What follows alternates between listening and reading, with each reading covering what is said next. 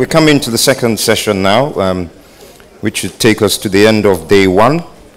And in this session, we'll be talking about delivering on the new Gambia, rising to the policy and implementation challenges.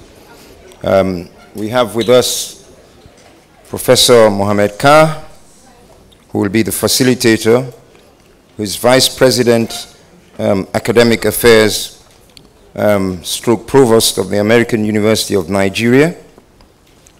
And we'll have presentations by Dr. Patrict Utomi, who is a professor of political economy and an expert, and he'll talk on resiliency and reinvention, managing uncertainty, dealing with difficult political environments. And then we'll have an address or presentation by Mr. Ousman Jammeh, who is Counsel at the African Development Bank Tribunal, and he will take us through the capacity challenge, building a surge now whilst planning for more long-term sustainable capacity. And then finally,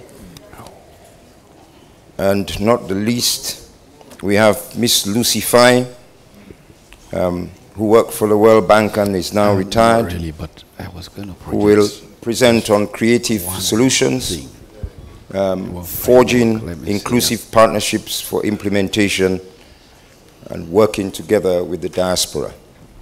Good afternoon. Good afternoon. It's indeed good to be home. This panel is not for me to give a talk or a lecture, and the students who are from the university would remember that if I start, we will be here for a very long time, so I wouldn't start. But I must take the opportunity to congratulate and thank Mr. Mustafa Njai. We're indeed very proud of you. This country is very fortunate to have an individual in the person of Mustafa Njai. This new Gambia will be better off if we have many more Mustafa Njais across the country. I'm going to let my panelists to introduce themselves briefly, and then I'll just say one or two words and then let them get into the topic at hand, which is actually very, very critical. The new Gambia, delivering the new Gambia. It's been a year, isn't it? We have the benefit to reflect on the year. We have some very interesting insights from our colleagues in the first panel, and indeed His Excellency the President. But it will be very important to hear diverse perspectives from the individuals that are sitting here, to maybe perhaps take a stock on what had happened in the first year and where we are moving into and what it requires. We can't deliver the new Gambia if certain things are not in place. But I will let them tell us that. I have my own perspectives and I have my own thoughts, some of it very provocative, so to speak.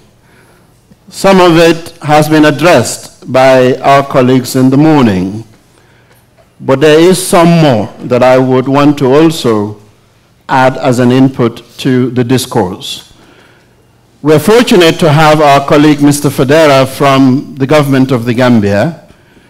In the speech of His Excellency the President, he did mention about the new National Development Plan, which is the blueprint that is supposed to usher in the new Gambia. And I think it would be very good to have that as our backdrop so that we can put context into the interventions from my colleagues here. And then we will also get you be part of the discourse, because none of us have all the answers. We've come from a very difficult destination, and we are moving into a new destination. We sorely hope that we don't repeat the ills of where we came from. And we can certainly stand on the ground firmly to build the new, to build it deliberatively, to build it thoughtfully, and to build it smartly. But I'm beginning to give a speech. So, Mr. Federa, please. Thank you. Thank you very much, Professor. It's nice to be with all of you here and to share some of the perspectives as far as the ongoing work and the new National Development Plan for the country is concerned. The new National Development Plan is for the period 2018 to 2021. And actually it builds upon earlier initiatives that were underway before the change in government last year, that is trying to prepare a new national development plan to succeed the program for accelerated growth and employment. And before the change in government, there were certain interactions, certain consultations. A lot of work was done at the technical level. There was a draft that was never validated. But with the change in government, it was felt that certain key issues that need to be a part of the plan were really absent. And these include issues relating to governance, strengthening governance, issues relating to human rights. These were really, really very weak in the draft. And a consensus was reached that instead of discarding everything and trying to reinvent the wheel, that as a government we build upon some of the technical processes that have been underway, the consultations, like a common country assessment was done in collaboration with the UN system in country, which went for the first time to the district level in the country to consult citizens on a wide range of development issues across the board. So these are things it was felt need not be thrown into the dustbin. We can build upon them. And in May, we engaged as a government to revitalize the technical, the thematic working groups in various areas ranging from economic management and governance, human rights, and agriculture and fisheries, on human capital development, and also had further consultations with stakeholders, including the private sector, civil society organizations, government itself, as well as our development partners, to agree on what the set of priorities are. And given the limited time, that's 4 years that the plan is meant to be for, it was agreed that the overarching goal for this particular national development plan will be to deliver good governance and accountability, social cohesion and national reconciliation, and a revitalized and transformed economy for the well-being of all Gambians. And this informs some strategic priorities in 8 of them, the first one being restoring good governance, respect for human rights, the rule of law, and empowering citizens through decentralization and local governance. A second strategic priority was stabilizing our economy, stimulating growth, and transforming the economy. I don't have to lecture you on some of the problems on the macroeconomic front. We were all what? We were all living witnesses to some of this. If you were not in country, at least you've been what? You've been at least going through some of the publications, or you've seen in the media last year, or yes, earlier this year, even in terms of months of import cover, it was so precarious that at some point the foreign exchange reserve was less than 1 month of import cover. So it was that bad. And the debt situation, especially the domestic debt, was what was also very high. When the government took over, the total public debt as a percentage of GDP for a small country like ours was slightly more than 120%. This also looking at some of the lapses on the economic front that are gradually coming up in the commissions that have been set up, all points to the fact that we really need to strengthen macroeconomic management, and we really need to stabilize and grow this economy.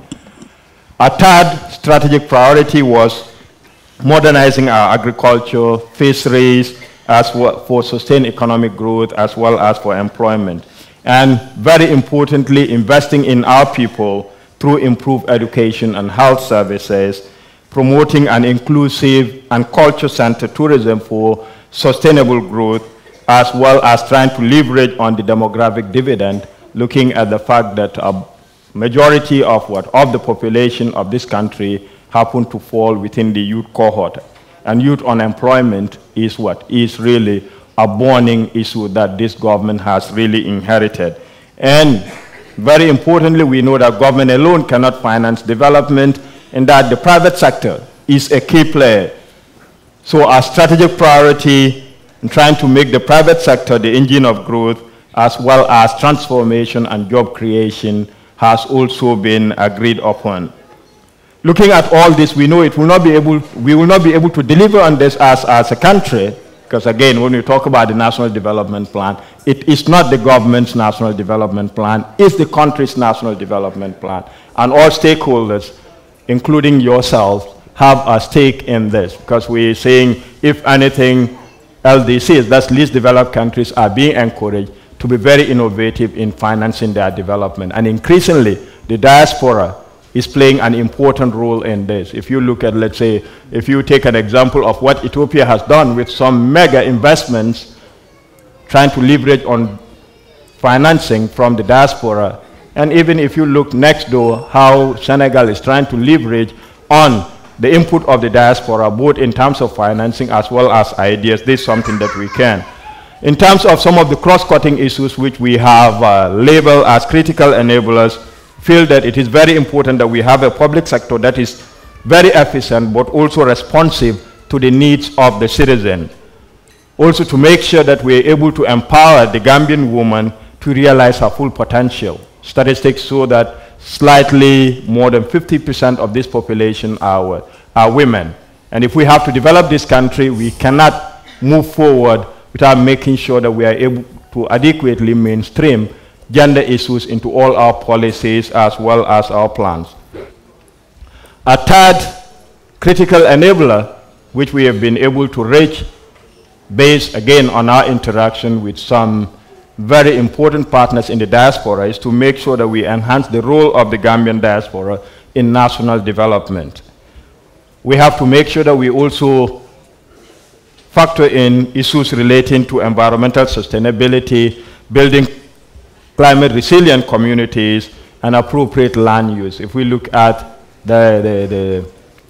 our economy, it is very vulnerable to climate shocks. Anytime we have erratic rainfall patterns or we have drought, it automatically feeds into output, especially agricultural output, sometimes even leading to contraction in terms of the economy. Also trying to leverage on the potentials that ICT has to offer, feel that to make the Gambia a digital nation and creating a modern and information society. We know that ICT is very important, even in terms of our revolution, in terms of the change in government. ICT has really played an immense role. Even if you go to the rural areas, the villages, you hear people say, what did the forum say today? These are WhatsApp groups that have been created by people. So we see the power of ICT, of communication. A civil society that is engaged and is a valued partner in national development is also is also very important. If we look at all segments of society, really had their own share of some of the lapses in governance, but civil society also were not able to play the role that they could have played if the governance situation was really enhanced. To make sure that in all this we have to be able to at least track progress. And we cannot track progress unless we strengthen evidence-based planning and decision-making, and this includes strengthening the national statistical system. So these are some of the strategic priorities as well as the critical enablers, and this is being supported by implementation arrangements that caters for institutional arrangements at the level of policy, that's at the level of cabinet, at the level of the National Assembly, but right through to regional levels as well as to decentralized levels, even catering for ward levels. And all of this is underpinned by a results measurement framework where each strategic priority and critical enabler has clearly defined targets and metrics of measurement, so that as we implement, we will be able to very participatorily assess the progress that we are making or otherwise, and we will be able to at least make adjustments to the plan over the 4-year period. So in terms of, in a synopsis, this is what the National Development Plan contains. And as far as we're concerned, now what we're doing is trying to finalize some of the flagship projects in readiness for a resource mobilization conference, which is tentatively scheduled for February this year, probably in Brussels. And we're also embarking on sensitization using the media, like the national broadcaster, as well as the print and the electronic media, and also reaching out to the communities across the region so that we'll be able to at least demystify this national development plan, and all of us will be able to know what our stake is in the effective implementation of the plan. Professor, in summary. So, thank you very much. I think this is a very good departure point, but I wanted to follow up with you a second. Yes. This is a very important document, and it is expected to usher in the new Gambia. What has been in place to ensure that this will be institutionalized, it will be inclusive, and will have the human capital that will drive it? Okay. For starters, what we've done is we have this institution, Pan-African institution, called the Africa Capacity Building Foundation. Very early this year, they engaged with government to try and see, because most of the time, if you read any government report, one of the recurring themes is the limited capacity in terms of implementation. And most of the time, it has been a problem to really put our finger on the pulse to say these are exactly the critical gaps that we need to build, or the capacity that we need to build to be able to effectively implement government strategies and policies. So a government-wide capacity gaps assessment has been undertaken, linked to the National Development Plan, so that if we're talking about, let's say, enhancing health service delivery, we'll be able to know what the critical gaps are. If we're talking about agriculture, we will be able to know what the critical gaps are, and that is supposed to inform government's capacity building initiative and strategy, so that at least we will be able to enhance the way we are building capacity, so that it will be more coherent and it will speak to the challenges that we face, rather than sometimes the ad hoc approaches that we have, like, let's say, each institution be responsible for your own training. The idea is this, the outcome, which is the assessment is more or less at final stages. A first draft has been said, that we also look at what kind of capacity, how we can build or strengthen the institutions that exist in country to be able to respond to some of the capacity gaps that we have, especially in the public sector, because we believe it is about what? It's about continuous learning, continuous capacity building, and we cannot do all this overseas. You cannot say that all the economic skills, the knowledge, and all that you need to build in some of the economic management institutions will all have to be based on what? Overseas short-term courses or long-term. Some of them could be what? Could be domesticated. They could be what? We could build the capacity of institutions like the University of the Gambia, like MDI, etc., to be able to respond to some of those needs. So that is the idea, that this capacity gaps assessment, which is government-wide, is supposed to help us do. Okay. If I may follow up one more last before I give the panelists. How can we ensure that it will not end up being a very brilliant blueprint that will just sit on the shelves, and few years later, we find ourselves writing another one? Secondly, how do you ensure that the processes and the institutional arrangements and the structures and the architecture of government is positioned with the right competencies and capacity to drive this brilliant document? One, to make sure that this works. When we did a midterm evaluation or assessment of the program for accelerated growth and employment, one of the major deficiencies has been that it was not effectively communicated. You go around the length and breadth of this country, the stakeholders, the citizens at the grassroots level will tell you, we do hear about page when a workshop is held and all that, but we don't know what it contains. We know when it was being formulated, we were consulted. But when it was finalized, it was not adequately, we were not adequately sensitized. So we don't know what the various pillars are, and we don't know what our roles are as citizens to make sure that this national development plan works and that we hold government accountable. So this time around, we want to make sure that we learn from that experience and make sure that we effectively communicate this so that all stakeholders, including the citizens, will be able to hold government accountable. So that if we say in the area of health, this is the target, we want to make sure that, let's say, infant mortality rates are reduced by this margin.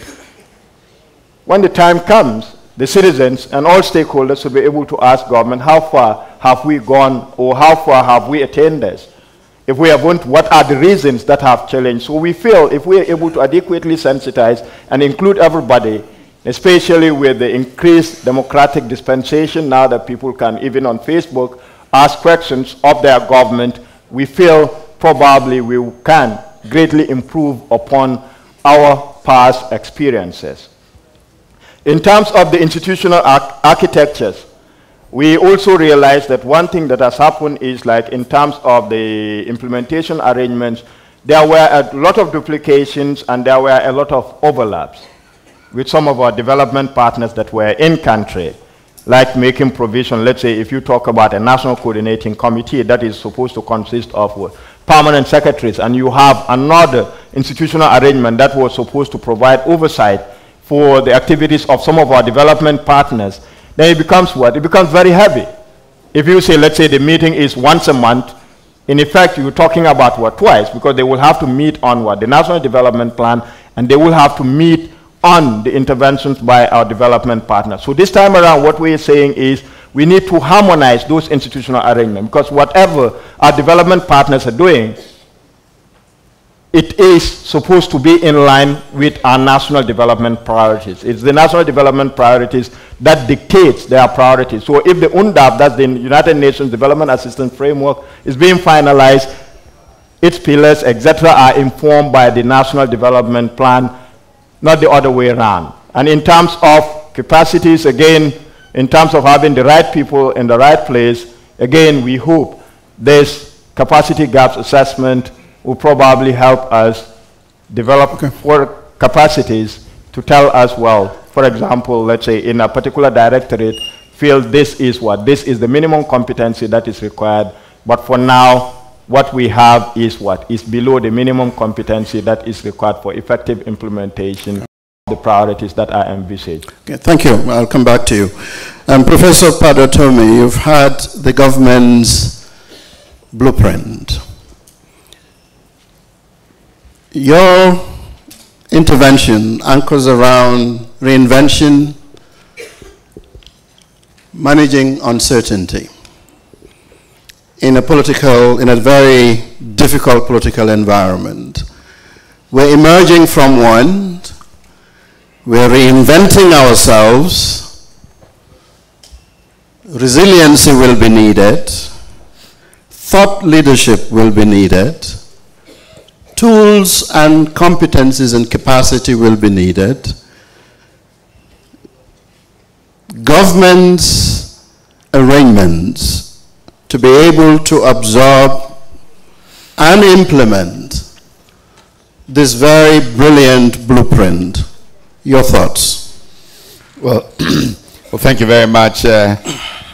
Allow me to begin by thanking my dear friend Mustafa Njaya for the remarkable job of work of putting this together. I think really, truly, no country makes the progress it deserves without having leaders like him. Part of the problem I see in the African experience is that we always turn to authority positions and look at them as leaders. That's not what leadership is. Authority is formal power. And as an American political scientist Robert Dahl defined this in 1956, power is the ability of A to make B do what B would not ordinarily want to do. Whereas leadership is about influence and getting people to come along towards a direction. Very often I talk about the leader who had no title. I'm taking this from a gentleman, a Canadian gentleman who has written a book of that title. So what we need in Africa are more leaders who have no care for title. The more of the kind of people who think the way Robin Sharma thinks that we have on this continent, the much further progress we will make. So having that as a basis for getting started, in a sense, my intervention begins with what I might call a response to one of the last questions. Somebody asked, who will build institutions? In the last, who will build institutions? There is no question that institutions are critical to making all of this happen. That document is of no use until we have the institutions that will make them happen. President Barack Obama's very first speech on African soil as President of the United States made a very informed, in my opinion, statement in Accra, in Ghana. It says, what Africa needs is strong institutions, not strong men. Very often in Africa, we're looking for strong men. And the problem with strong men is that they are so able to put their imprimatur on whatever they're doing that the next strong man wants to undo everything they've done to be able to gain legitimacy. So we need institutions that are strong. And how are institutions built? Again, the very great value in what we are doing here. Institutions are not decreed into existence. Institutions evolve. They evolve from the kind of engagement that is taking place here. One of the best thinkers on this subject is a gentleman, or has passed. I had the good fortune of meeting him at Stanford when he was on sabbatical, and I was myself there. Douglas North. Douglas North has passed, wrote a remarkable book on this subject that is titled Institutions, Institutional Change and Economic Performance. And his critical point is that institutions evolve from the engagement of interested parties. And then boundaries begin to emerge. It is these boundaries that reduce uncertainty because you can anticipate where you are going, because the uncertainties are somewhat now cut off by the existence of these boundaries. Who are the interested parties? One of the big problems in the African experience is that very often, to secure power, people who get into authority positions want to narrow the field of public conversation. And in trying to narrow the field, the public sphere is weakened, and the views from interested parties that would lead to ultimately those boundaries emerging do not quite happen. And one of the things that I do the most is play business angel to help entrepreneurs. I'm, by the way, a professor of entrepreneurship, to help business angels emerge. And I'll give you an example that started from this country. In 1993, I believe it was, or 4, I don't know, Mustafa, if you remember, we had a meeting of the West African Enterprise Network here in Banjul. And during the course of that meeting, this was the early internet days. The internet was just emerging. There was none in Nigeria. We had no access to the internet. No. And right here in Banjul, a couple of people from, I guess, Togo or some smaller country gave me their cards with their email addresses. Nobody in Nigeria could give you an email address because we didn't have one. I left the meeting, got back to Nigeria. I was teaching a class of executives. And I said to them, well, you know, it is a shame that somebody from Togo has an email address and nobody from Nigeria has one? Because we had this corporation responsible for telecommunications called NITEL. And NITEL would not do the right thing to get us going. And people from the private sector were scared of entering that territory that was regulated. One of the biggest causes of failure in many African countries is regulatory risk. Because regulators, the institutions, are such a source of uncertainty that people don't dare. So I challenged a group of people in a class, executive MBAs, in a class I was teaching, and said, isn't it a shame? And after the class, one of the people in the class came to me and said, you know, we can do this. We can create an ISP, but if I try to do it, people won't take me seriously. If you work with me on this, people could take us more seriously. And a company called LinkServe was founded. And a few months later, Nigeria's first ISP put Nigeria on the internet. Now, the real story in this is that I, using my network, brought together a number of chief executives of companies, bank CEOs, to an investment dinner to raise money for this company. And one of the CEOs of would become one of the most notable bank CEOs in Nigeria, I can mention his name, Sir Rastus Akimbola, looked at the whole process and said, this requires E1 lines from NITEL. Somebody can wake up one day in NITEL and say, who the hell are these guys, and pull the plug. And the whole investment will go to naught. So I can't invest in something like this. And I thought the pin had been put in my balloon until some other CEO of a bank sitting there says, well, it's a risk we can mitigate. I commit so much. That was the first investment in what, within a few weeks, put Nigeria on the internet. So the big question that comes here is, how are the people who are here, the diaspora, if you look at the countries that have developed rapidly, the diaspora has been critical to most of them. Japan, after the Meiji Restoration and returning Japanese from Germany, the Indian experience. In fact, in 1991, I went into India at the time that India was technically bankrupt. They had less than 3 weeks trading money in their reserves. And a prime minister, we used to joke, who had nothing to lose, the old man Rao, appointed this character called Manmohan Singh as finance minister. And a process began in which a surge of diaspora investments actually led India's turnaround. And you can go on even to China and all of that. So if the institutions that will make sure that the implementation of that document takes place are to evolve in Gambia, the Gambian diaspora must play a very critical role.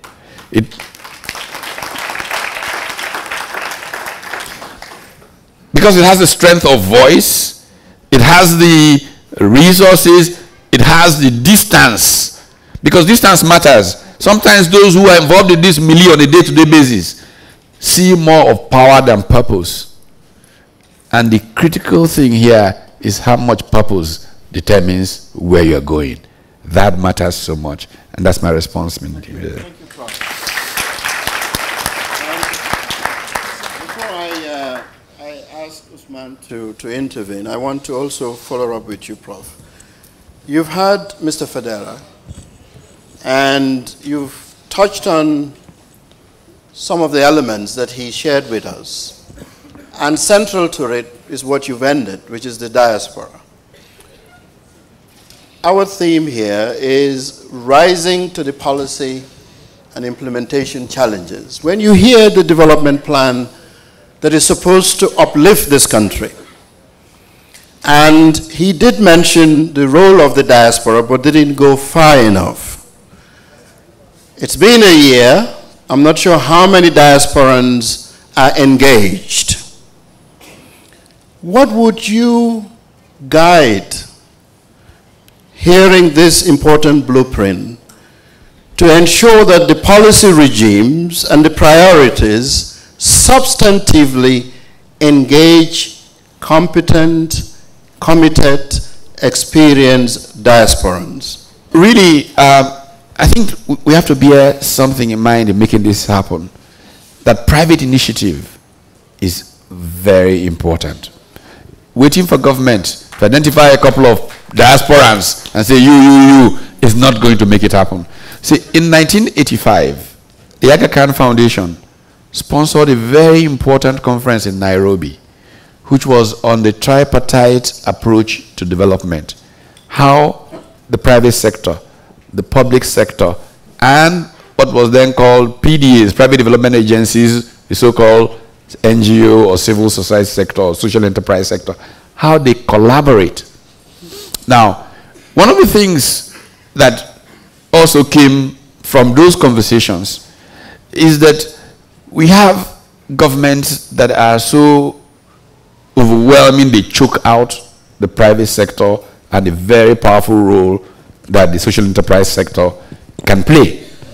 What government needs to do is become what some of us suggested in the heat of the structural adjustment program, is to become lean, strong, and detached, stimulating and facilitating what can happen.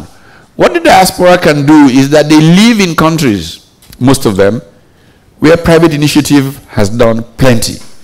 They live in countries where they have networks, and partnerships are so important in these matters, that they can forge networks over there, engage with the country, they know the context well, to create essentially private engagements. Those who are in the social, I love listening to Professor Faye's presentation in the morning. Those who are in social sectors can also create opportunities that can engage. And government can be this grand facilitator, helping primarily, in my view, to identify, in terms of a development strategy, by the way, that's why development strategy is very important. There needs to be a strategy. This is where we're going. And for me, what that strategy means today is to look at our factor endowments. What are our great strengths as a country? And how can we develop the value chains from those endowments? One of the big problems of development that led to development failure in Africa, that we latch onto import substitution, just jumping in there, without enough recourse to what our own endowments are and our ability to dominate global value chains. If governments can help with work that identify those areas and begin to make infrastructure available to facilitate those particular areas, and then private initiative can, with strong institutions supporting them, begin to develop in those areas. Diaspora can play a critical role in doing that, and strong institutions at home can support that happening. That's the way I think best these things can be delivered. Prof, you talked about managing uncertainty. When I listened to Mr. Federa's prioritized elements, in your view, in addition to the diaspora getting involved, shouldn't we be also looking inwards? The majority of the absorptive capacity is in country. A huge percent of that is youthful. What exactly can be done innovatively to harness the bulging youthfulness of our society to ensure that they engage in entrepreneurship, in skilling, in competences? In the morning, I was pleased to hear of the new initiative of TAF for TVET. Without that, the diaspora, as much as we are so exuberant, cannot uplift the new Gambia. True. We can't do it without the youths. Yeah. We can't do it without capacity and competences and putting the right people in those strong institutions. What's your insight in how this blueprint can begin to also look inwards and address that in a way that it can be diverse and distributive. Yeah. Now, what is really both exciting, enormously exciting, and on the other hand, frightening about where we are, is that the youth bulge provides us an opportunity to reap a demographic dividend. It is also something, if we don't manage well, would lead us towards Robert Kaplan's coming anarchy. How do we then ensure that we harvest this? We must think inclusive growth. Many times people are thinking, they're thinking growth, but they're not thinking, how does this include the diverse base of the population? And so, looking at skills, skilling people up from the various places they're coming from, and endowments and strengths and all of that, to be able to engage those areas where we can effectively, again, compete, where the diaspora and foreign investors and everybody will see opportunity. Aligning those skills to those opportunities is a very, very critical part of how this develops. And that's the big role that government has to play, in my view. I have argued for a long time that really, truly, what we need to do is look for what is generally these days described as our latent comparative advantage. In thinking latent comparative advantage, we must think the kind of base skills, the kind of education that young people, it involves a mindset change. I like some of the comments made on the earlier panel about, no, it was actually Dr. Sonko's remarks. In fact, if I had my way, I would say, let's stop this conference and just get everybody to sit down and discuss Dr. Sonko's presentation. Absolutely. What will come out of it will get Gambia where it needs to go. You know? Thank you. Okay. Thank you very much. Mr. Jammeh, welcome home. In Mr. Federa's submission, he alluded to, in a very subtle way, a challenge of the implementation of this blueprint. The centrality of education and capacity is key to unlock our potential. What's your insight in how we can ensure that there is adequate substantive absorptive capacity with the right competencies to drive each of those elements? Thank you, Prof. I will begin by thanking Mr. Njai for organizing this forum. Can you hear him? We should thank Taf Can you hear for him? his vision. No. And I would dare say for his courage to be able to mobilize such a formidable gathering. Mr. Njai came a long way. I remember when I was in high school, he used to give holiday jobs to students when the Atlantic Hotel was being renovated, way back in 1980. Coming from that background, one would appreciate the fact that entrepreneurs are not normally people you find with high academic accolades and strings of degrees. It's ingrained. What Gambia needs today, Dr. Kayu eloquently put before us here, is a new worldview. And it's sad to say, but I would like to just digress by giving you a grim statistics here. And this I quote from the very president of the African Development Bank, the institution I work for. He said, Africa's youth on their own will jump into rickety boats, fleeing to Europe by all means possible. What began like a trickle is fast becoming a torrent. They have lost hope, triggering a migration crisis, and the migration crisis to Europe is an embarrassment for Africa. And the reason this is happening is obvious. Out of 13 million youths that enter the labor market each year, only 3 million get jobs. Just about 33% of the youth are in the wage employment, while the rest are underemployed or in vulnerable employment. To be plain, Africa has a job crisis. End of quote. Ladies and gentlemen, 13 million, 3 can earn jobs. I think Gambia is no exception. We are indeed a small country, but we are part of a region. For long, we have our policy makers, politicians, civil society leaders, talking about regional integration. But unfortunately, it has been a lot of lip service.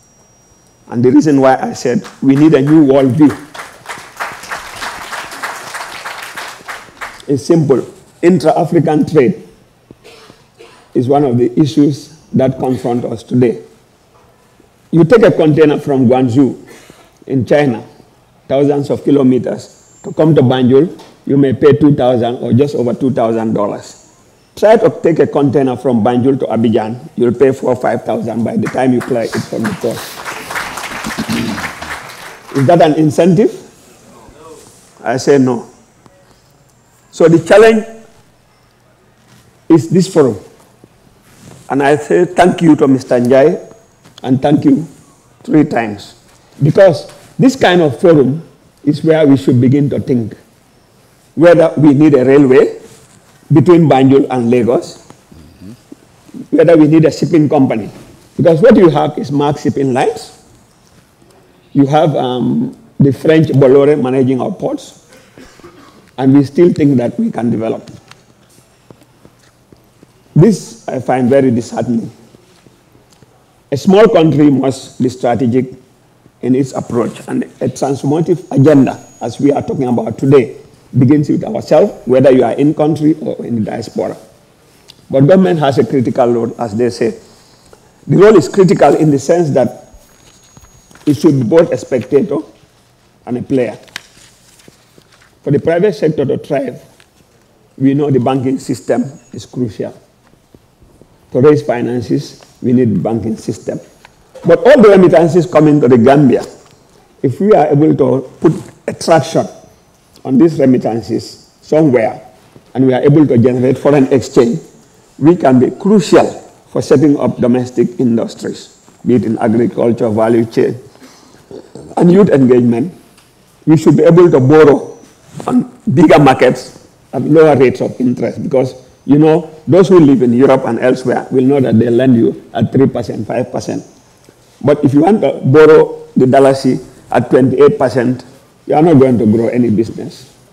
It will be a joke to expect that. For the youths, I think the most unfortunate thing in the last 22 years, Professor, you've had the singular honor of being the first Gambian Vice Chancellor of our university.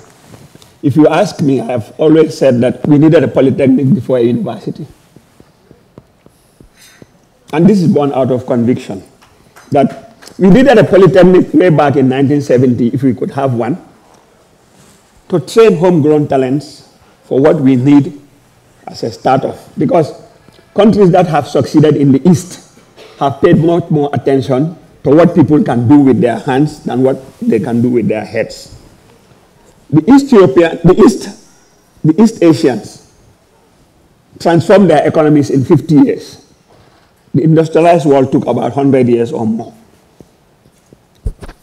The Middle East, UAE, where Dr. Sonko is taking about 25 years on average. Somebody mentioned that she went to Dubai at the age of 3. I had the fortune of transiting there a number of times in the 80s. And what it is today shows us clearly that our leaders need to wake up. But education is key here. I've been following trends in education out of passion for governance and human development. I'm a lawyer by profession. But what I have seen, the results coming out of our public schools shows that we've paid so much attention to quantity and almost slept on quality.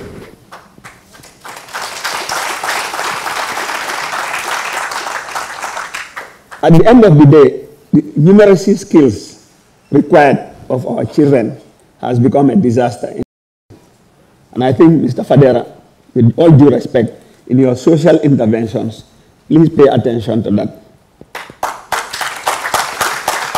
I think even literary skills have suffered along the way as well in the Gambia. We knew the kind of education system we had and what we went through and what our elders went through. If we want to sustain the momentum and compete in a globalized world, because we are faced with globalization, that's a reality. We don't want to remain consumers of East European products or East Asian products forever. We can change around and become investor friendly, because China itself is now looking out to places where it can outsource. That's the benefit of the soft power it has now. You know, it has grown its economy exponentially, lifted more than 600 million people out of poverty. If we can do that in sub-Saharan Africa, we can trade with the rest of the world on equal terms. But for now, we don't have that. Growing up in the Gambia, I've had opportunity to visit rural Gambia on a number of occasions. As recent as yesterday, I was in rural Gambia. This story is not something to write home about. The river Gambia is here. If the government wants to enable people, and I challenge my brother Taff, he has his own niche, we should have other people looking at river transport, reviving the ports. And if you do that, the economies that grew around them will grow again. All the ports inland should be harnessed. But this is practical. You go to South Korea, they have the best shipbuilding technology these days. They can build you a purpose-built ship for passengers and for goods and services, for goods, carriage of goods, to the hinterland in 6 months. They can deliver it. It shows how they have turned around their economies to compete with the first world. But for us to also get to that destination, our governments must engage citizens who have the capacity, the ingenuity, and the creativity to move on. I've seen some very promising business people here. It is not that they cannot be of good example to the young ones, young and upcoming entrepreneurs, but it's because we fail to harness the talent required to bring that synergy between them. Uncle Hatib and others are here. Mr. Njai is here, and others. Mr. Ngom is here, an excellent planner. He will tell you how our economy used to be managed. What we saw is the government trying to be everything, and at the same time doing the same thing and expecting a different result. It's not going to happen. Let us look at our talent pool carefully and encourage the diaspora. One sad thing that Gambia epitomizes, in my view, also is that we always talk about sense of community, colare, and all these things. It's not there. The overseas Chinese, the overseas Indian, you see them anywhere. The overseas Lebanese, they are always like this. They always support one another. You go to a shop to buy something, I remember in Nairobi, of all places. If an Indian man doesn't have it, he says, sit here, he will call an Indian shop. Yes. You know, even in Dubai it happens there. They'll call them and say, can you bring me this thing? Because they know that their survival depends on that. But today, look at their role in the developed economies as well as in the developing economies. Somebody challenged us again today about the fact that family businesses did not survive. I think we need to get to the bottom of that. Encourage them. Some of them are in our midst here. They are offsprings or relatives of these people. We challenge them. Those who think their families can be of assistance to others upcoming, who have the talent, ingenuity, and the capital, they should be of help to them. Lastly, Professor, before I take this, food insecurity is a challenge for this country. There should be no pretensions about that. Food insecurity is a challenge in this country. I've lived in regions where food is almost not an issue. But food insecurity is a challenge in this country. Our brothers have set up poultry here, and they are telling you our biggest challenge is poultry feed. It's expensive because they have to use safer to import poultry feed from next door Senegal. If the government can irrigate land from our river, which is almost 50% non-saline, you irrigate that, ready supply of yellow maize will provide the adequate food for any kind of poultry. If you do that, you can graduate from importing poultry stuff in 2-3 years' time. And it will be a different story altogether. You can replicate that in all other sectors. Thank you very much. Thank you. Thank you. Thank you, Mr. Jammeh, for those very valuable interventions. If I hear you right, the challenges of implementing policy, central to it is education, its capacity, its skills, its attitude. You call it worldview, I call it mindset and character and values. And lastly, agriculture. Earlier, it was mentioned that our youths are moving away from rural Gambia in large droves, no more to the urban area, but across the Mediterranean. The elders left, have aged.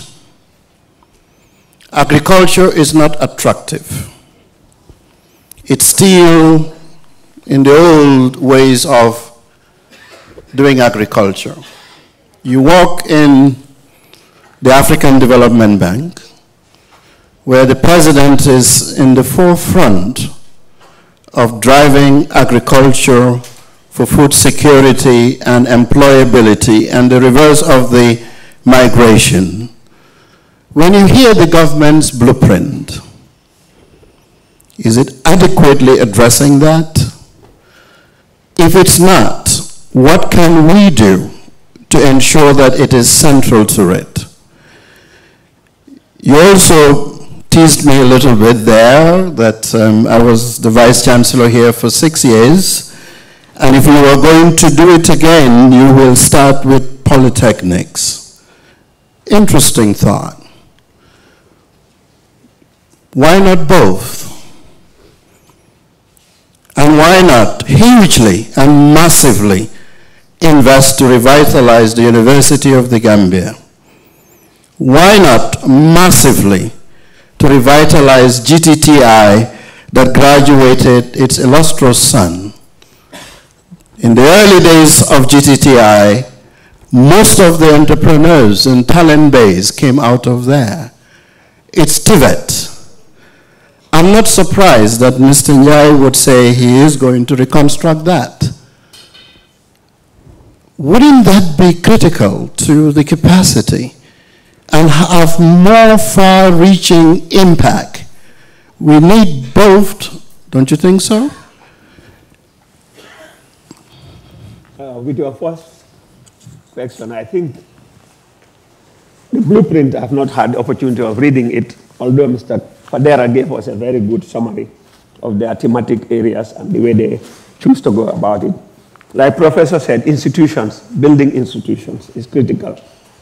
For the last 20 years or more, government has been largely captured, if I want to put it that way. It has been absent in the economy, and at the same time, overbearing over the economy. That was an individual level. I think for the development banks, be it the ADB or the IMF or the World Bank and all these things, they tend to have very huge ambitions, goals and visions, but they're here to assist us with capacity sometimes, with sharing thoughts. But then our own blueprints in the high fives.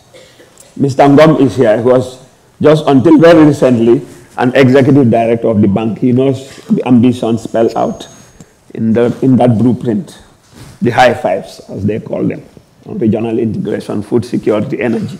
These are all very urgent things for Gambia. They are all urgent. The bank is there to engage.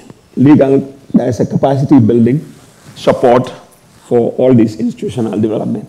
But I think apart from that, it depends on us.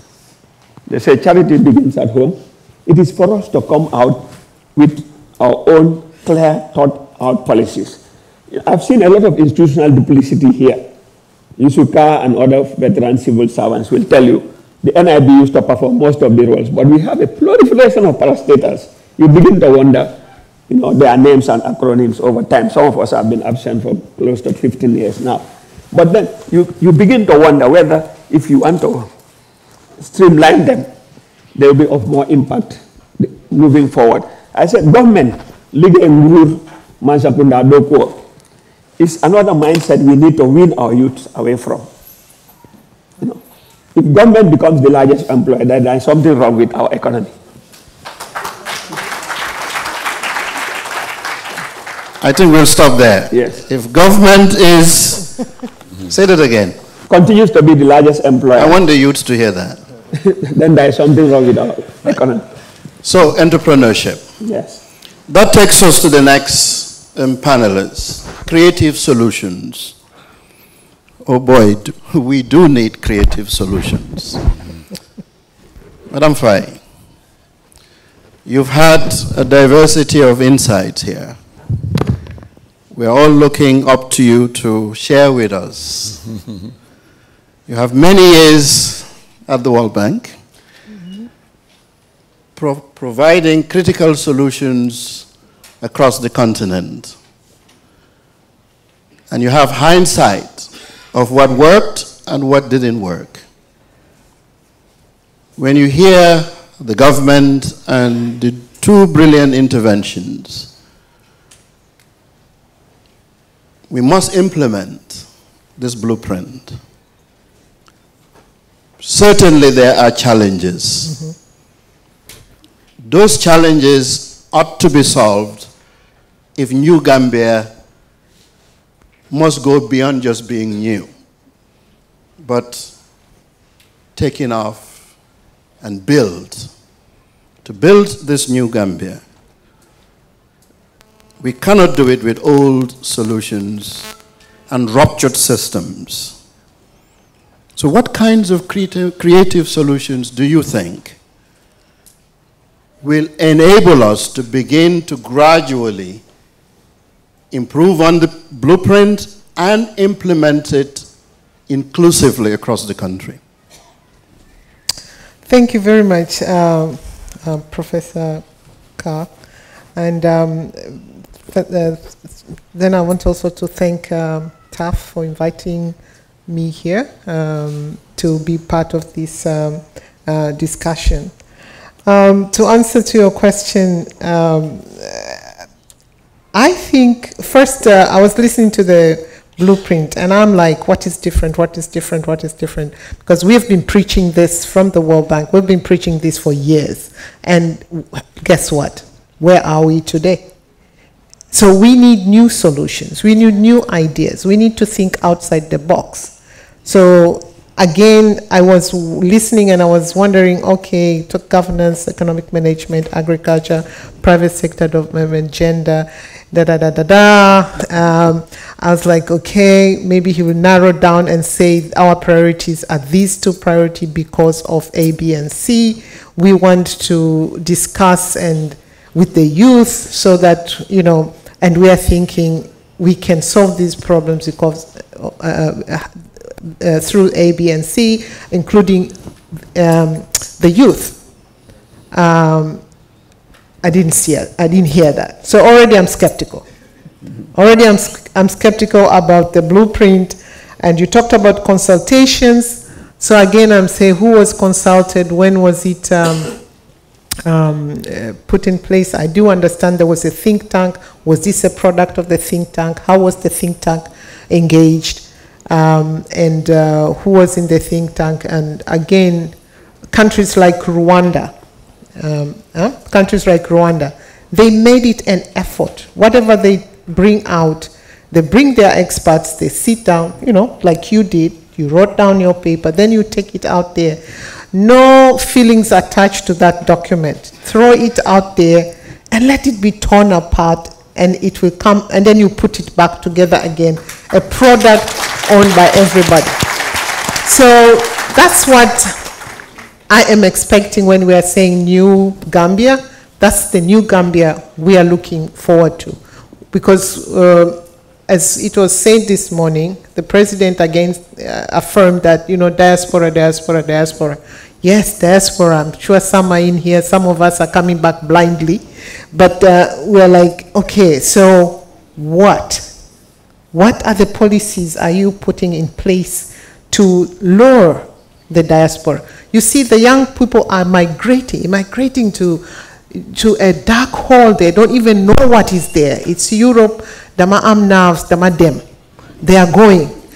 And some of us are having nerves that mangenyipsi. You know, so what are you doing to lure those skilled professionals, you know, like all of you here, to come back and feel comfortable to come back and contribute without any hindrance? We should be self-critical. We should be able to criticize ourselves. I have a house full of young people, and they're always challenging me. Sometimes I get mad, and they're telling me, don't get into your feelings, and just be open-minded. So same with government, why don't we be open-minded? Let people say what they want to say, think it through, and then come out with solutions. So one idea that came out, which I liked very much, as I was talking to, discussing the topic with my daughters, I kept on saying government can put up policies, and then programs can be developed based again on the tripartite, the three-legged stool or tripartite approach. Both the NGOs or the CSOs, the government and the private sector together, and come up with something to support that program. In India, they have no India program. They are deliberately having this program, getting support from the private sector, NGOs, donors, everybody, to bring the youth to come, because they know they have a lot of skilled people out there. 3-, 4th generation Indians all over the world running, Silicon Valley, running NASA, they're everywhere. And so are Africans. We are everywhere. Everywhere you go, you'll find Gambians, you'll find Nigerians. Nigerians are the culprits, #1, and Ghanaians. But Gambians are also there. In fact, there was a joke once which was said, if you go any meeting, the most eloquent speaker will be Gambian. So who is left in the Gambia? That's the question. So how can we get these Gambians to come home and sincerely participate? Not even, okay, not physically, because now we are in technology era. They can be on Skype. Even Skype is becoming obsolete. They can be on any other media, FaceTime. I don't know what's the name? The CEO of TIGA was just showing me how you can do up and transfer something, immediately, and you have it on without any contact. So, so the technology is there. So why don't you use that? Because I don't want you to think that I have the solutions, but I'm saying there are many options which we can sieve through and then choose what is appropriate for Gambia. Another country was Ireland. They deliberately had a Ministry of Diaspora, and they were luring all these holiday makers during the summer, going to Ireland. They meet them at the airport. They sit there. They say, we have a program going to Tendeba Camp for leadership training. We are going to, example, we are going to MDI. Those who are interested in development aspects can go there. We are going to, what other place do I know? Road constructions in Lamin Koto Pasamas. That was one of our famous road, which I don't know whether it's still there or not. So let's go there and see whether it's still there, the money put there. So the kids or young adults come to their country, they know there are all these programs, and they go and see their country for themselves, get ideas, they go back, some go, some stay. So that is how you can engage them. But the best thing I wanted to share with you, it's, okay, why don't we change the attitudes toward the diaspora? This is we who are in the country.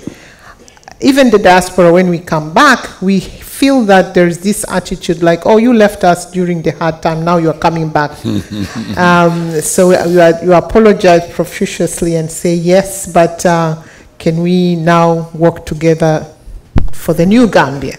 You know, so that attitude has to change. It's come back, welcome back. What do you bring what do you bring so that we can work together and move the country forward? So that is, I'm talking about deliberate acceptance of the diaspora. It has to be there. So far, we don't feel it. Attitude change. Yes, you were more paid wherever you were. You are here. You will not get that pay. Yes, we know, but we want to work. So the commitment has to be there. So that welcoming is needed. So I was told, okay, the diaspora are coming back. My daughter was like, why don't we have shadow ministers? For the 2 weeks they are here, they go and work with the ministers and Ministry of Youth and Sports. Somebody, let's say like Pa Dembo Toure, who is a legend in Europe. But okay, he's a legend here too. But somebody like him, so throw him in the Ministry of Sports and let him just go through and give 1-2 points. And then you have some other youth who are here, or let's say even Mr. Jubate, who is working with Wells Fargo, working at the central bank, and just see how they do things. Because these people, they will be happy to do this instead of just sitting and eating all the various dishes that, you know. So I think we need something like that. And then matching academia. Some of our kids are here on vacation. They need to talk to the youth who are also in the schools and then start matching, start working together. Because some of them, somebody sent me an email and said, I have a niece who wants to be a neurology scientist. And I'm like, I'm an economist, neurology science. How do I help this young girl to be able to go abroad and get that type of training? I don't know. So I have to look. But I'm sure there are similar students out there. They are coming here, but if they know they can talk to other students in the university, that will be good. But last and not least, I also wanted to share with you about dialogue. I think we need to have dialogue with the parliamentarians, with the politicians, with the private sector, with the government. Dialogue, dialogue, dialogue. Rwanda, back to Rwanda again. I worked there for 10 years, so I'm sorry I refer to Rwanda. They have a program called Umushikirano, which means consultation. And the ministers are put up like here, and you ask questions. You did say you were going to finish Laminkoto-Patamas. It's 10 years. We haven't seen anything. You said you're going to reduce poverty rate from, let's say, 48% to 30%. We are still lingering at 39%. What happened? So they're put on the spot and they respond. So I think dialogue. We should not shy away from difficult questions, difficult situations. That is how we grow. So that's what I have to share. Thank you very much.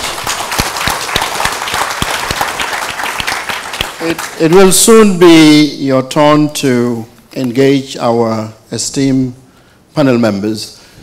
Madam Faye,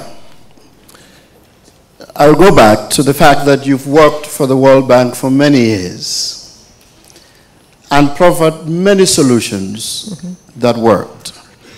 It was interesting listening to you and watching you tick mark our current blueprint and confessed of your skepticism. I'm sure you are not alone. How can we turn that skepticism into constructive input to improve. Because it is our blueprint now for the new Gambia. And if it is a replica of what was, going back to what I said earlier, if it sits on the shelves, it will be a disaster and very unfortunate. Talk to Mr. Fadera, with your wealth of experience,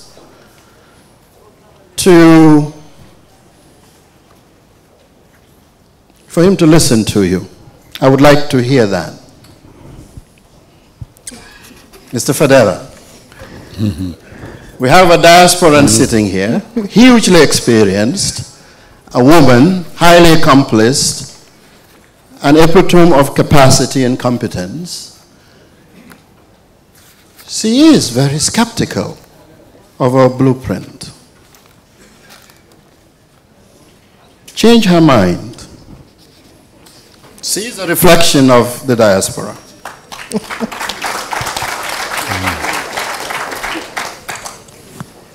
So we want you to converse.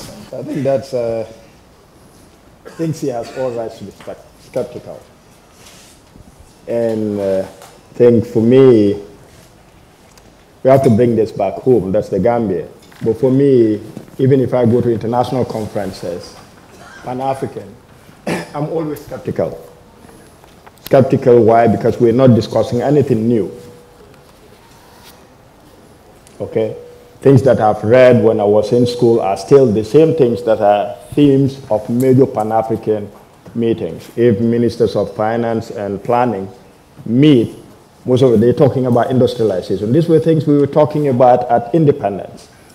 But that doesn't mean that we have to work. We really have to improve the status quo. And I think, again, focusing and prioritizing is something that we actually tried to do, and to make sure that this is not a replica of, let's say, some past development blueprints that we have had. And like you say, if you want to address issues relating to youth unemployment, you have to look at it from a multidimensional perspective. There are a lot of challenges. Okay, it's not like one solution would help you, because, like, for example, if you look at agriculture, developing agriculture just goes beyond growing the crops on the farm. You have to look at the entire value chain.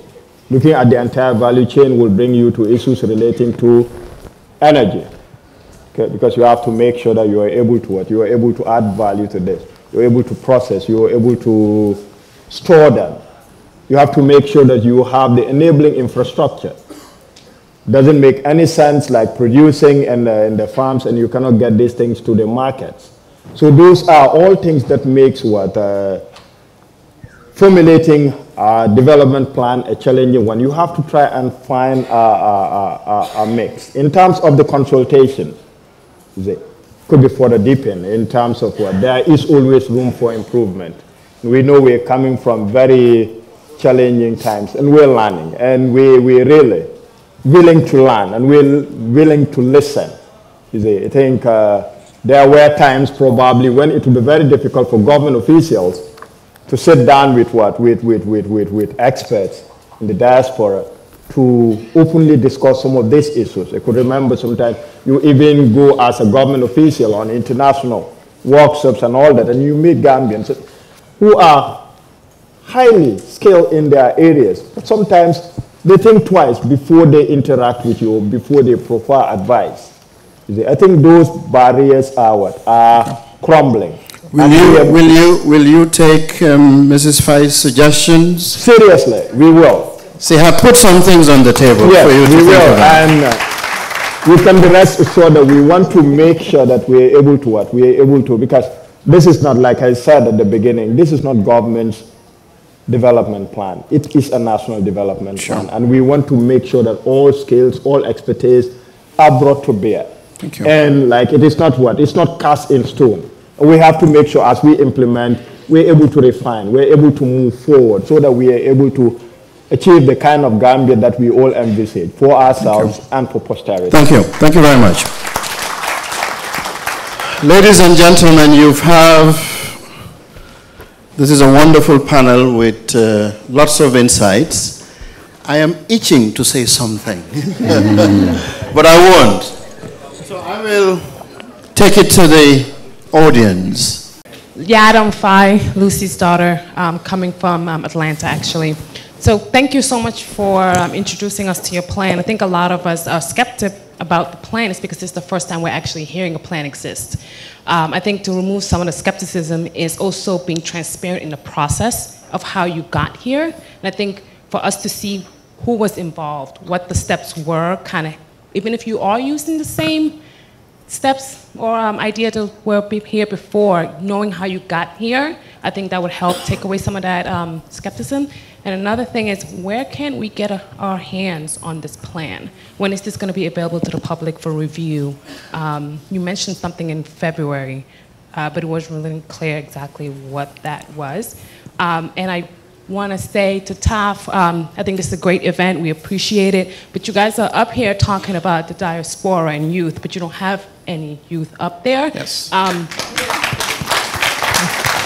I see that we do have a youth section where you have youth participants talking about youth, but I think it's important for us to be part of these conversations. I don't underestimate our intelligence, experience in speaking about these exact things. Thank you.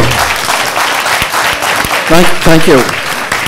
We will take a few questions and then we'll get the panelists to respond. Thank you for that. Oh, I'm so excited to be standing up. Greetings, everyone. My name is Sister Regina Lewis. I'm from USA. I'm from Brooklyn, New York. I first want to say that I asked the Creator that has many names to give me the spirit to speak well. I first want to say thank you to TEF to have this event for all of us, to have this dialogue. I want to talk from my heart. I have notes, but I want to say that as far as an African American, I feel you. I really feel you. I'm going to get emotional. One of the questions I want to ask, because it's really about the youth, and that is, what is your strategy and plans to inspire our youth to freely express their power within, to lead, create, and contribute economic development in their own native land and then abroad without boundaries? Because I feel that African Americans are easily coming into Africa, but what about the youth here going into America to get the skills, to get the degrees, to get all that they need to come back to Gambia and build? And yes, I do agree that youth must be on stage to show their talents because we live in a different kind of world, yes. They have their own culture. Hip-hop in America is all over the world, and they have a voice within the hip-hop. The hip-hop has a way that they can express what they want to say, what they feel, what they are interested in, and yes, they can come and build this wonderful Gambia. They're here. They do not need to go to Libya to try to get something that, okay, I'm not going to go there. But I just want to say congratulations again to TAF and all of the speakers. Thank you. Thank you so much. Thank you. Can you quickly address the questions? Okay, thank you very much. In terms of process, because of the limitation, we know like time that we have is limited, and it will be very difficult to go into the details of the plan. You're talking about, let's say, cumulatively, the plan itself, you're talking about over 300 pages. Then you have a popular version of 30-something pages. It will be very difficult to do justice to that in, let's say, in an expose of less than 10 minutes. In terms of the process, when we started, we say we had a common country assessment in collaboration with the UN system. The UN system, because they were what? The UNDAP, that's the United Nations Development Assistance Framework, was coming to an end. PAGE was coming to an end. The UNDAP, supposed to be supportive of or in line with our national development priority. Doesn't make sense going to the same beneficiaries at different times and encumbering them, wasting their time when you're going to speak to them on more or less the same issues. So government took the decision that let's have a common country assessment to look at what we have achieved in terms of implementing the page, in terms of implementing the UNDAF, and what the stakeholders feel should be the priority going forward for the national development. So that was done at district level throughout the length and breadth of this country, in the urban areas, in all the constituencies. And many of the stakeholders did confirm to us that this was the first time they could remember in so many years that that form of grassroots consultation on national development priorities across sectors was that. Apart from that, we also set up thematic working groups, not only of government, but these thematic working groups consist of government, the private sector, civil society organizations, our development partners, especially those that are resident. Those that are not resident will find it difficult because this was ongoing work. They were meeting regularly. They were looking at what the challenges are, doing SWOT analysis of their sectors, what the priorities should be. But up and above that, we know that the civil society organizations and private sector were challenged because of the time that it required. So we had dedicated workshops for them. And for each of these thematic working groups, like let's say in the area of youth, we had what the youth institutional arrangement infrastructure working with us on this. So we had the National Youth Council, we had what? We had other youth groups, etc. working, and even in terms of areas, making sure that we are able to mainstream people who are differently able, we were able to interact with them to make sure that we are able to speak to these issues and see how we are able to mainstream key issues in different thematic areas of the National Development Plan. So the consultation, and in terms of having access to the document, we have a few copies of what? Of the popular version. We will be sharing that. Maybe we'll give it to the organizers, just a few copies, but we are also going to share what the soft copies of these documents, and they will be available online at the Ministry of Finance website, but also on other government websites, so that you can access them and you can interrogate them and you can tell us how we can improve in terms of implementation. Thank you. Mr. Jammeh and Prof, quickly, can you? Okay, if I go first, I'd like to start with the point that was made about young people. And it's not just about, oh, you know, you need to give them a place. No, it's not a marginal thing. They are the center of what can happen. And I give you a real example. I finished writing my PhD thesis in 1982 and was leaving the US to return to Nigeria. During my days in the US, there was a wonderful man called Jimmy Carter who was president of the United States. But things didn't quite go well with the American economy. Inflation was at 29%. Japanese companies were overtaking American companies, whether it was Komatsu going after Caterpillar or Canon going after Xerox and all of this. America was unsure of itself. A typical US campus in March, young people will be preparing their CVs, getting ready for job interviews, for positions that were not there.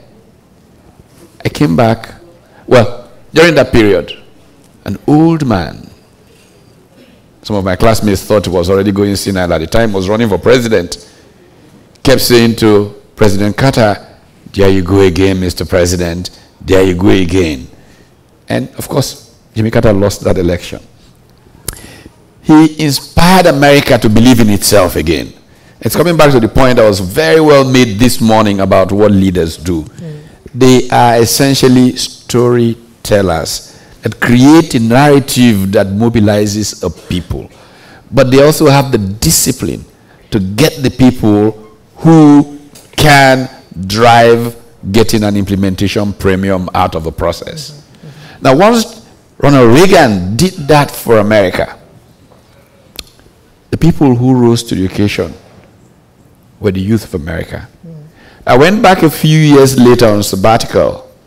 I was talking about a period that I met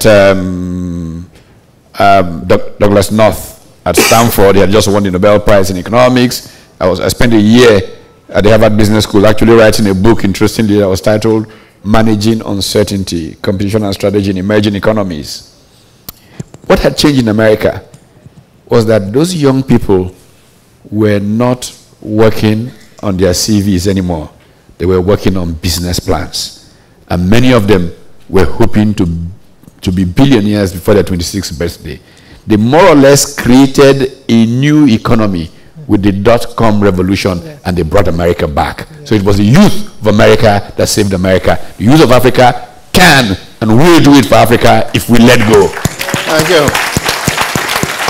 Any other comments? Mrs. Faye? Yeah, just to part with some numbers, agreeing to what my fellow panelists have been saying. The Gambia diaspora, as somebody said early in the morning, is a jewel. We have to mine it. We have to mine it. Do you know 4% of the population of the Gambia is out there as diaspora? And 63% of that 4% is highly skilled and competent people. So I then listen to capacity issues and institutional issues, you know, I get an ease because we can do it. Let's just create this enabling environment. And most of them are the youth. Because now the trend is not brain drain, but brain circulation. Not even brain converging back home, like people like me. We are the old ones. But these young ones, just circulate your knowledge. Go invent whatever, bring it here. That's what we are looking for. Yeah. Work with us for the new Gambia. Thank you. We can take another questions. My name is Suleiman Kawi. First of all, I have to thank TAF, Global Africa, for making this a very important event for not only the panelists and the people audience here, but also for persons with disabilities who are part and parcel of society as well. I have a question and an overseeing to Mr. Fedora regarding the blueprint. I know you talked about persons with disabilities, but again, you know, if you look at the average percentage in this country, we have less than 15% of disabled people working or engage in business sectors. How soon is the government ready to address these issues? Because disabled people are tired of being in the streets and begging all the time. We need to look at ways and means of addressing their issue. Thank you. Thank you. My name is Olimata Tal. I'm an international journalist and publicist, originally from the Gambia, West Africa, and I'm trying to come back home permanently. I've been residing in the Caribbean and the United States and also the UK for a period of about 15 years. I've done a number of work in the entertainment industry and tourism and in media. And I'm also a product of Georgia. You spoke about Georgia. At the age of 17, I was the youth mayor of Atlanta, and I got the key to the city for the work I did around youth leadership development and anti-violence. We could sit here and talk about accolades and names. The issue is building leadership. So there's a couple of questions that I want to ask. The first question is in the area of education. Working in Jamaica and in a country that is similar to the Gambia that was colonized by the English, I see growth and stability in their society in many ways. However, I also see many mistakes. And one of the mistakes that I see is that they have not taken the time to create an African-centered curriculum within the school system. And I feel that that is something that is going to be necessary in the new Gambia. So that's the first question. As we work on the educational system, whether it's technical side, because I think you need both, not either or, whether it's the technical side or we're dealing with education at large, will we look at creating an African-centered curriculum? The second question I have is, as a businesswoman and CEO of my own company, one of the challenges that I've had within my company is investment, larger investment, not only from Gambia but internationally. So I'm hoping, will the new Gambia create opportunities for young businessmen and women like myself to get loans and investment so that we can take our companies that have done already quite a lot for the Gambian economy and take it to the next level. Thank you. Thank you. Thank you very much, Mr. Chair. Alhaji Mustafa Njai, thank you very much for organizing this important event. I am a retired entrepreneur and I had the panelists here, they said a lot of good things about the future. But my question to them is, can we achieve them without a housing bank financing? Can we achieve them without an agricultural bank? Can we achieve them without a development financing institutions? If you go to Kenya, for example, they are the leading exporter of flowers. They used to export, I think, almost over $1 billion annually to the European market. I was fortunate to set up a flower farm in the Gambia in the 80s or the 90s, early 90s. And the funding was from IFC and the Commonwealth Development Corporations. We have a constraint in this country. We can't achieve all these proposals without a financial development institutions. There is no way we can't. This is the key. Our problems here is the banking system, the interests are high. You can't achieve it, and you have a lot of entrepreneurs here. Entrepreneurship is a skill. It's a science of its own. You can only achieve it, you can conceive a very good idea, do your feasibility studies, achieve a good feasibility studies with good returns. But the bottom line is, you can't have funding. You can't have funding because you go to the banking institution, they kill the project before the financing is finalized. My question to the panel is, how can we achieve all these good proposals? How? Without a development financing institution. Thank you. Thank you. Thank you very much. My question goes to Madam Lucy.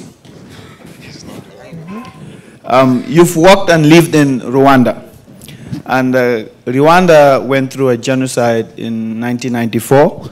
Gambia, we had a coup in 1994.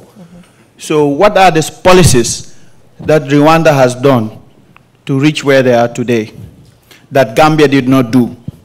And if we are going to look forward 20 years to come, what can Gambia do so that we will overtake Rwanda? Thank you.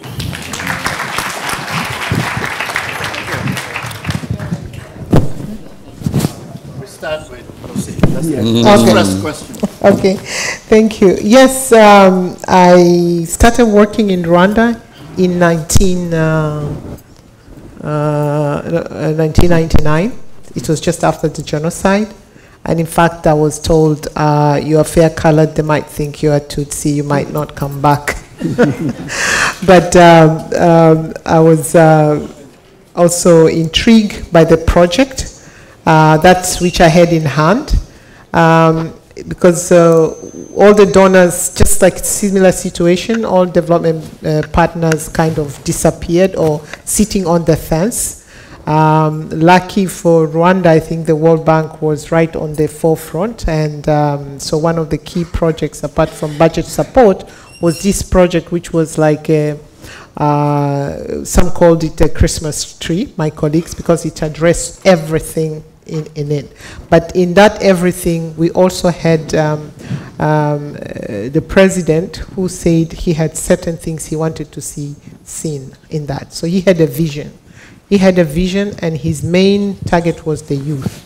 So we had to create a capital venture fund, and we had to and we divided it into two, and we had to have startups for the youth. But then there was a lot of discussion on how that could happen. And talking about financing is always an issue. So that's exactly what President Kagame wanted to address. Okay, I have the youth, we have ideas, we have projects, we have incubators, we have all these things, we have the nice business plan, but then how do we go the next step? The financial system was not catering for the SMEs, the small people. So what can we do? So this project had to look into that. So we started with the venture capital fund, then we modified everything and come up with a business plan competition, and at the end of the day, the ones who win receive a grant, and that grant goes towards as collateral, because the issue also is collateral. So it went towards the collateral, and they got the money, and we provided financing for the banks to provide technical assistance to these entrepreneurs to make sure that they don't fail. They will actually succeed. So that was just one. But actually, vision, there was a clear vision. There was clear understanding of what was needed to be done. One of the things was image building. So again, Gambia needs to build its image. You have to, whether it's true or not, but you have to build this image. What do you want? Because it's called branding. How do you want to brand yourself? Very important. Are we the smiling coast? Are we the what else apart from that smiling coast? We have to brand ourselves and let everybody believe that's the Gambia. You hear that, it's the Gambia. So that's what happened. And then technology, investing in technology. Kagame saw that there was it's the easiest way to reach the people. You use technology. You use, so there was radio, they made efforts for television. It was poor quality, you know, it's dancing up and down, but it was there. The radio, everywhere you go, it was there. And then promoted, you know, everything done in English, French, but you also have to have your local language where you can reach everybody. And then today it has been flipped. Local languages and then the rest. So those are the things I would say out of the cuff that got Rwanda to where it is. Of course, discipline and keeping a deaf ear to the noise around the country, because there was, up to today, Rwanda is still being criticized, but they are going somewhere. They are going somewhere, and they are moving very fast. Why? Because they say everything has to be homegrown. Again, as I think somebody talked about African education for African, you know, African curriculum. So you need to take whatever is out there and dismantle it and assemble it to fit the Gambian environment. So that's what we need to do. Thank you. Thank you very much. If you can respond to the questions and just quickly final thoughts, because we've run out of time. Okay, all right. We just very quickly, maybe I should just do the finance one, because this is always coming up. Two perspectives. One is, it is opportunity. We keep talking about financing as a problem, but it is opportunity. There are many wealthy people who do not know how to deploy their resources to help finance.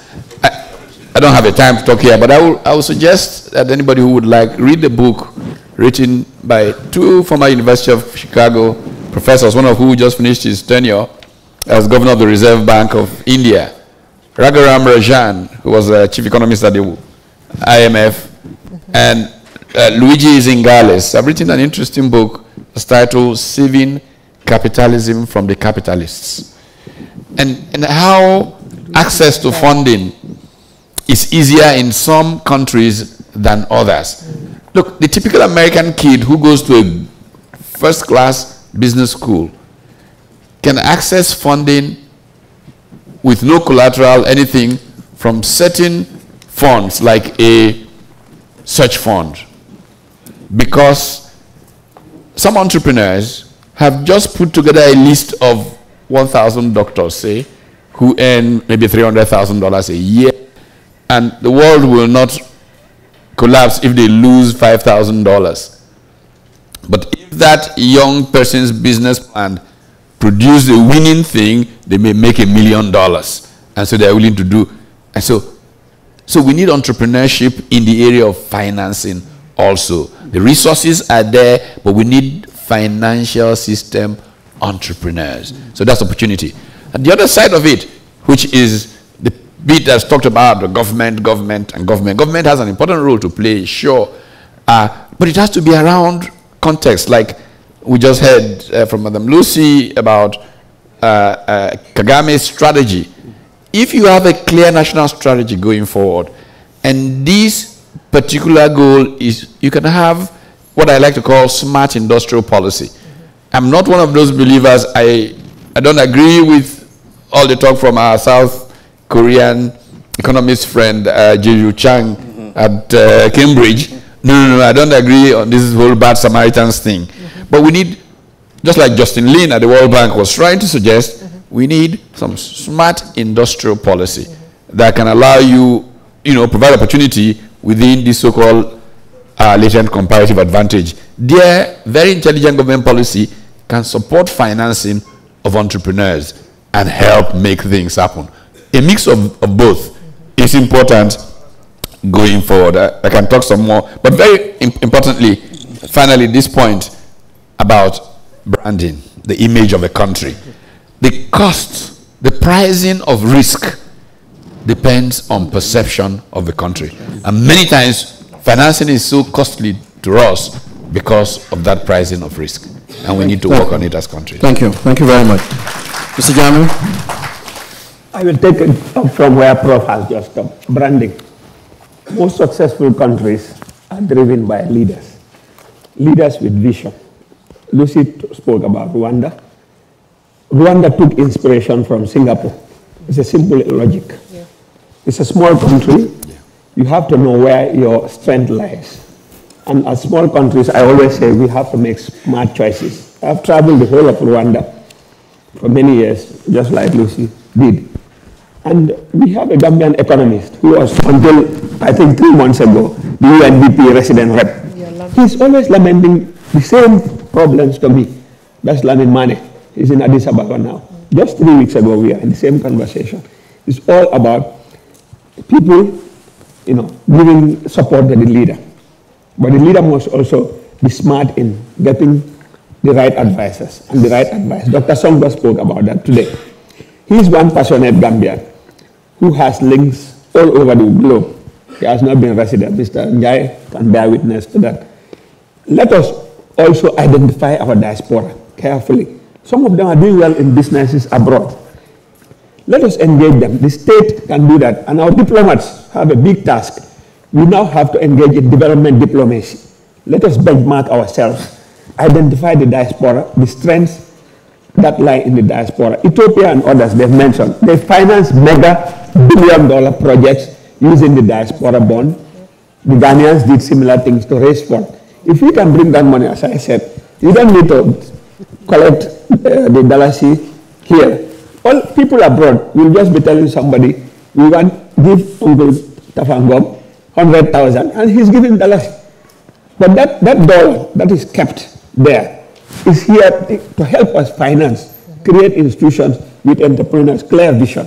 The government must rally the youth all the time, but our biggest strength would lie in looking next door. Let me tell Gambian youths about that. We should not mix there. The Senegalese believe in themselves. Meet them in the diaspora. Often they don't want clogging. They'll do it right, then they'll venture into things. Take people across the border, young students from university, high school, let them go and observe the work ethics in Senegal. At least we should, for the time being, try to discourage attire. During the day, let's do it in the evening and in the leisure times. Thank you. That will be mine. Thank you, Mr. Jammeh. Yes, Mr. Fadel. Just a quick response to what Suleiman has raised in terms of what government intends to do for the differently able. I think it is very important, like somebody made allusion to this, and again, you would say it's not a new concept, but again, it's about inclusive growth and development. Okay, despite the fact that our growth pattern has been very volatile, but even when we grow, sometimes the growth is not very inclusive. We want to make sure that these policies that we're talking about are as inclusive as possible from the formulation stage to the implementation, and to make sure that whatever barriers hinder the effective participation of the differently able are addressed by government. And this starts from the schools to other workplaces to make sure that our environment, especially the public environment, is very inclusive and caters for the differently able. Because for a start, if you go to most public offices, they are not user-friendly for the differently able. So those are things that we are thinking of in terms of this National Development Plan. Like I said at the beginning, this plan is what? Is a National Development Plan.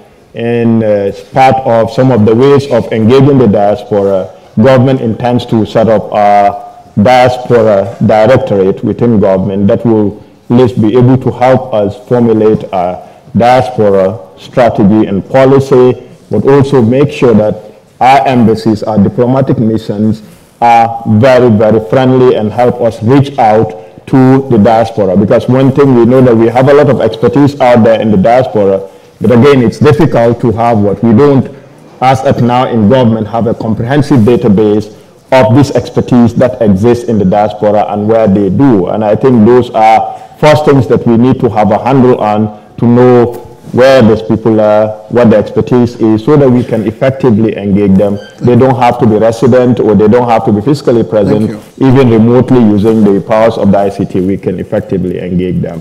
I want to thank Mr. Njai and the organizers for giving government an opportunity to participate in this forum. Thank you very much. Thank you very much. Ladies and gentlemen, Mr. Chair, this was Mr. Chair, can I indulge you to offer me an opportunity to just have a brief word? You, of course, I think this would be a good point at which to dovetail what I have to say with what the Federer and previously Mr. Ousman Jammeh have said regarding the role of the diaspora in national development. Of course, some of you would have heard, I'm just having to insist to have this thing said because, of course, it ties in very well with what all the other speakers have said, and they all understand the significant and critical role that the diaspora can play in enhancing but contributing to national development. Of course, some of you would have heard of a project called the MSDG project, and the Secretary General had just referred to some of the policy points that we have had, introduced by the MSDG. Now it's called the Migration and Sustainable Development Project, and some of the policy announcements that have been made have been echoed by some of the other speakers here this evening. Of course, we spoke about the National Development Plan and the MSDG, the Migration and Sustainable Development Project, led by no other than Professor Faye, one of the earlier contributors to today's deliberations. Becoming aware of the National Development Plan, we're grateful that the government had given us an opportunity to make submissions to that plan. And some of the things that have been really included in that that submission relate to the diaspora strategy, which is a 10-year diaspora strategy looking at a number of areas of intervention by the diaspora. And they deal with the Diaspora Directorate, which you have just referred to, Mr. Federer, within the confines of the Ministry of Foreign Affairs, to look specifically at how to leverage the contribution and the expertise and the resources of the diaspora towards national development. We are looking at things like how to reduce the cost of remittances, for instance, from what it is today to perhaps 3% by 2020. You must be aware of that.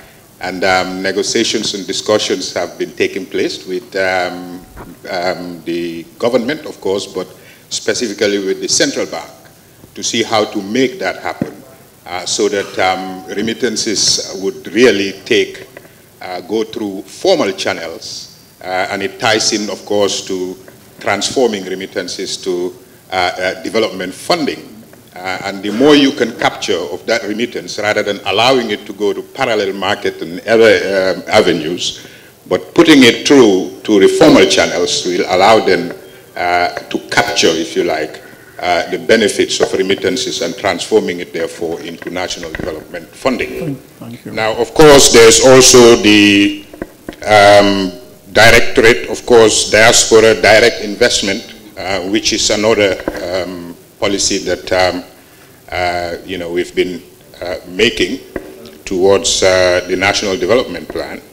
And diaspora as well, there is an 8, just minutes, I will not take too much of your time. Let me just wrap up. Of course, it's, I've been insisting to say something. Now, also, there are political dividends, of course, as far as the diaspora is concerned. We in the diaspora have long been asking for the franchise to be extended to the diaspora to allow us to vote. I recall historically they said there's a saying, no representation without, contribution, no taxation without representation. Of course, the diaspora contributes substantially. I think 20% perhaps is an underestimation. 22%. If you take into account the informal channels through which remittances go, you're looking perhaps at a much higher percentage of GDP contributed by the diaspora, and therefore we think that is a basis for allowing as well the diaspora to vote in national elections and presidential elections, for instance, perhaps even considering the diaspora as the 8th region of the Gambia, transforming it therefore immediately and automatically into the more affluent and more richest region of the country. So there are a whole host of things that the diaspora can do. What we need to do, though, is to find ways and means of leveraging these very substantial resources that we have out there. And the MSDG project will be looking to do that and informing that the National Development Plan is informed by some of the policies that we are thinking about right now where we are. Thank you very much. Thank you. I think we will have to end this very exciting and insightful interventions. And thank you, James, for those ending thoughts. I have the mic. And I must say something. I want to wrap up this event by saying that delivering on the new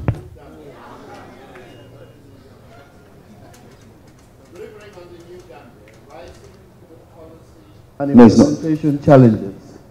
This was our theme, isn't it? Yes. It requires education from what we've gathered from the panel.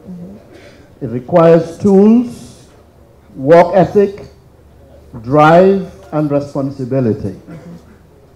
Despite the challenges we emerged from as a nation, the many socioeconomic and political challenges the new Gambia continues to face, the Gambia offers huge and endless opportunities for investors and her citizenry.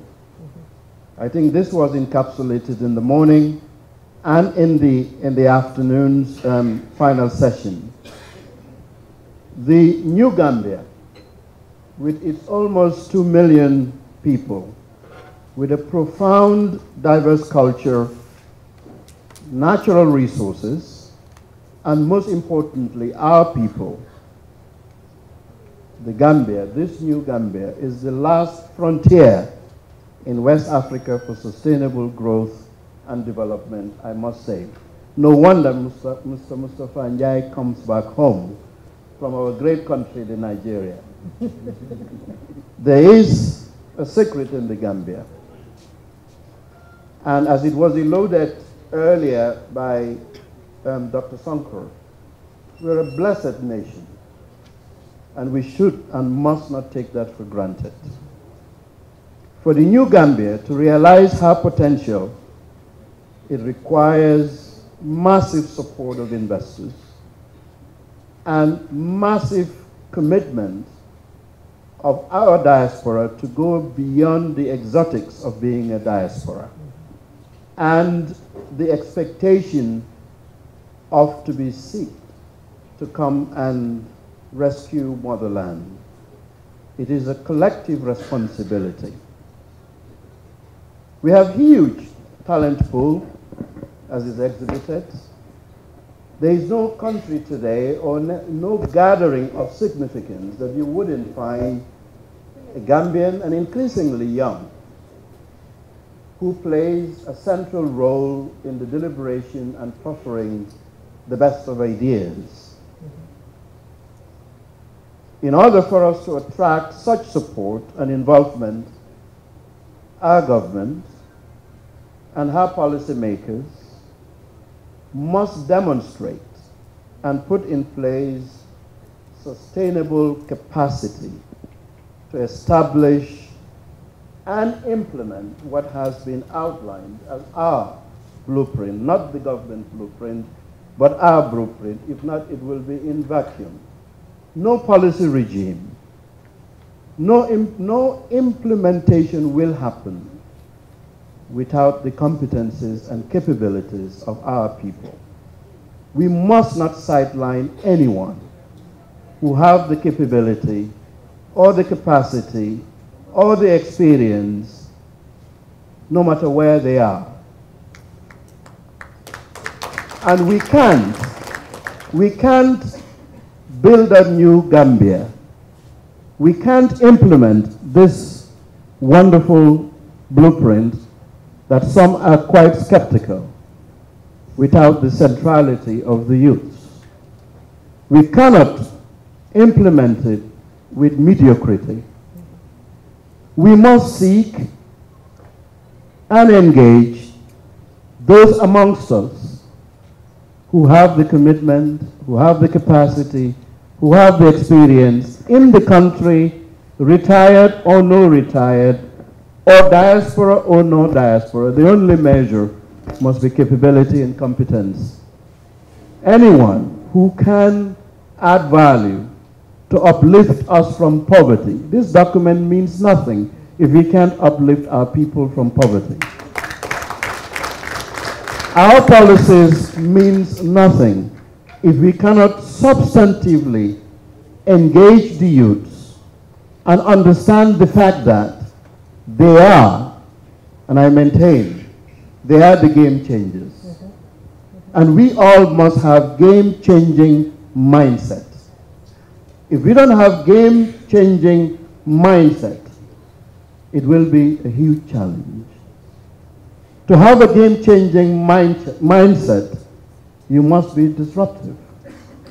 In today's world, those that are on top are disruptive, are capable, are competent, are passionate, have the drive, are restless, sleepless, drink a lot of coffee, and are youthful, and they create the billion-dollar industry across the world. If this country neglects them, it neglects its future and its sustainability and its security. Furthermore, if we don't engage and rethink the entire education landscape of this country and massively invest to ensure that the requisite infrastructure is in early child development, to primary and secondary schools, to university. We have only one university, and we must care. We must not shy away because we have the capability and the means to educate our children abroad. Majority of Gambians, that's their hope. And if it wasn't for it today, the existing capacity will not be. So it is in our collective interest, if we are serious in implementing capacity, if we are serious in implementing this blueprint and any other blueprint, or to uplift and build the Gambia, we cannot do it by hearsay and rhetorics. It is only competence and meritocracy that will take us to that envious place where Rwanda, where Singapore, where Dubai. We need not be them. We can be the Gambia. We have what it takes. We have the people in the room, outside of the room. If given the space, they can and must and will do it. It is up to us. Gambia is for all of us. And just look at the talent in the room. And we are not the majority. So what it will take for New Gambia is in us and amongst us. It's not only diaspora, it's people who are here, people who have retired, who think they are retired. But all I've had, they have not retired. Are they retired?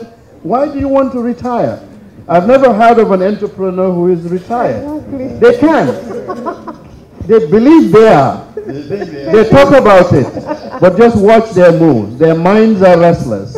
We need Gambians to be restless, to be creative, to be problem solvers, to be innovators, to be open-minded, to be team-oriented, and to collaborate and empower each other. We must be each other's keepers if we have to forge ahead. We have to stop this down and pulling down and labeling if we want to move ahead. We have to have the right attitude and the commitment to work. It's not easy to come back home as a diaspora. And it was alluded earlier. I came back home. It was never easy. But if you come back home and you are committed to uplift and to contribute, you are focused and you will impact and you will change lives. We must not ask for, what are you going to do for me, or what are you going to give for me? Gambia is ours. You come home, no entitlement. Roll your sleeves and get to business. With abundance of entrepreneurship, I think Jibril mentioned it earlier, social enterprises that are led by social innovation and thought leadership will contribute to wealth creation across this country. We cannot only allow ourselves to just have few who succeed and who benefit. We will never be that new Gambia.